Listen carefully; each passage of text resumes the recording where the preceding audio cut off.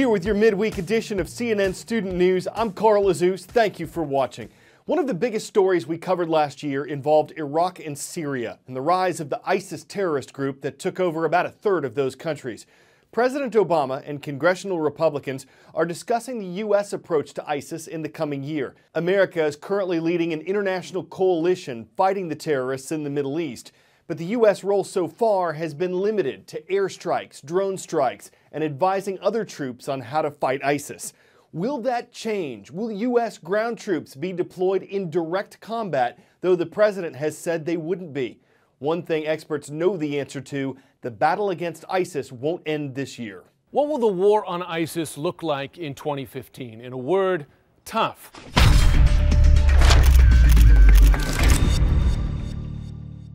For one, ISIS will not be defeated in 2015. Despite the U.S.-led air campaign and some more aggressive operations by Iraqi security forces on the ground, ISIS has proven very capable of holding ground. They've been changing tactics to make themselves less vulnerable from the air, and they've also been resorting to traditional terror attacks against Iraqi forces, Kurdish forces, and against civilians as well. Also look for U.S. forces in 2015 to be more in harm's way as their numbers approach some 3,000 U.S. troops on the ground. Many of them will no longer be confined to the relatively safe areas of Kurdistan in the north and the capital Baghdad in central Iraq.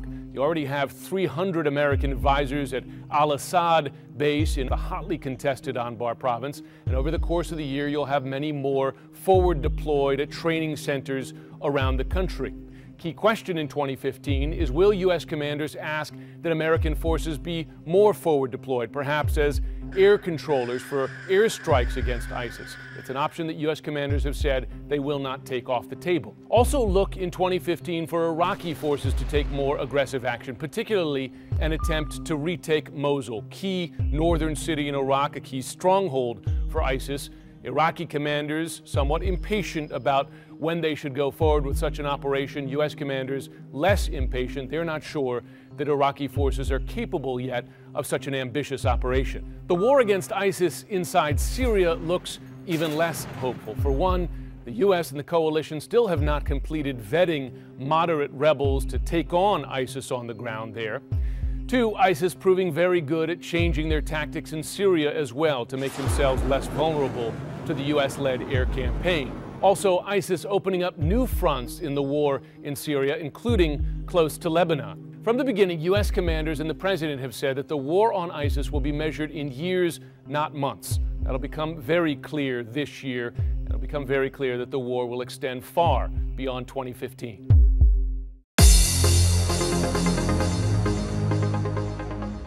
Quick, what's the capital of Belgium? It's the first stop in today's roll call. Brussels is the answer. The Brigands are here watching from the Brussels American School. From the American South, we heard from some Tigers in Gurley, Alabama. They're at Madison County High School. And in Longmont, Colorado, don't tread on the rattlers. Altona Middle School is wrapping up our roll.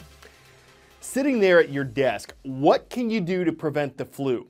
1. Don't touch your eyes, mouth, or nose. Avoid close contact with sick people. Wash your hands. And if you are sick, the CDC says you should stay home for at least 24 hours after your fever's gone, unless, of course, you're going to go see a doctor. All tips to stay healthy in a particularly nasty flu season. Let me try and settle this flu shot thing, although I'm sure it's going to keep coming up again and again. You can't get the flu from the flu shot. It's a dead virus. It can't actually cause flu. Why do people feel sort of crummy afterward?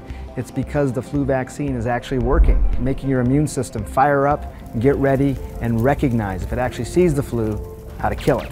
No, it's not 100% fail-safe. For instance, this particular year, the dominant circulating strain is something known as H3N2. But it's mutated just a little bit, which means that the flu vaccine that was made months ago is not going to be quite as effective as if it hadn't mutated at all.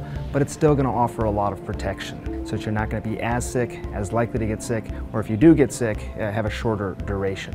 Okay, so if you're like me, your mom probably said, don't go outside in the cold without your hat on, you're going to catch the flu. You can't catch the flu from just simply being outside in the cold. But it does raise the question, why are there so many more flu cases in the winter months? You're likely to stay indoors more. So if one person is sick, more people are likely to get sick. The sun is lower in the sky, and as a result, you have less vitamin D actually being produced in your body. Your immune system starts to get suppressed a little bit. You're more likely to get sick with the flu. The winter months tend to be lower humidity. Viruses like the flu virus, they like lower humidity. They're likely to live longer. So your mom may have been right. I mean, look, moms are always right, but maybe not for the reasons you originally thought.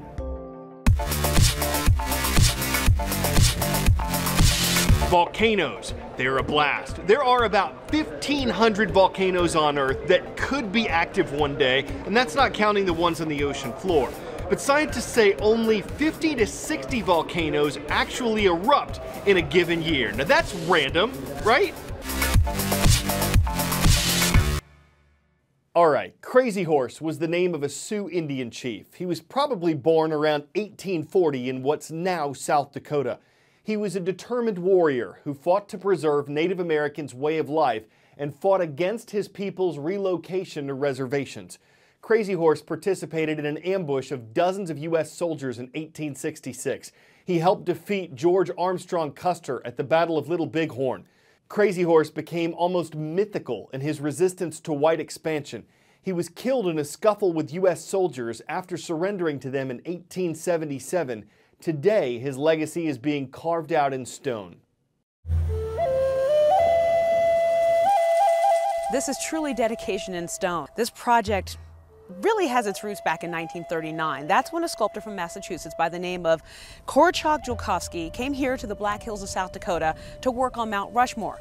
Not too long after that, Chief Standing Bear invited the sculptor to work on a mountainous tribute to the Native American Indian, honoring their culture, their traditions, their heritage, and their heroes. In 1947, Julkowski made good on that and began the Crazy Horse Memorial. Mother helped build those stairs up the mountain, and Dad would say whenever he dropped a hammer, she was right there to pick it up. At one point, didn't they start getting help? When they had 10 children. But we have a lot of help. We're not alone. I started 35 years ago, but I've actually worked on the mountain 27. I have had the opportunity to at least see the face done. And Korchak, did all this work without being able to see that. So right now we are walking on what will be Crazy Horse's arm out to his pointing finger. And when you come up here, they tell you to not turn around until you're far enough out so that you can really get that true impression of Crazy Horse's face. It is nearly 90 feet tall. So I'm going to turn around and take a look at it, and wow, it's pretty impressive. My lands are where my dead lie buried, and that's what this mountain is representing. And that's an answer to? A white trader asked Crazy Horse, where are your lands now, to Shunka Whitco, and he pointed over his horse and said, my lands are where my dead lie buried. Sorry.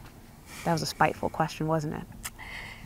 And so he answered like, this is where I'm from. Mm-hmm. This is where my people are. Yeah. It has so much meaning to you.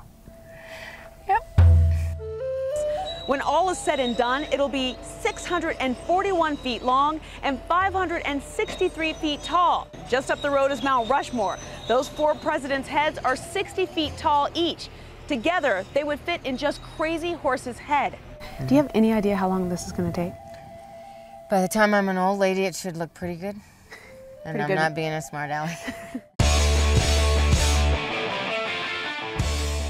When we say dog sled, you'd probably think Iditarod or the Call of the Wild, anything with huskies pulling someone on board a sled. Not here. Stella the bulldog puppy isn't pulling anyone. She's taking herself for a ride. Things get off to a bit of a slow start, but hey, she's only 5 months old. Pretty soon, she really starts sliding.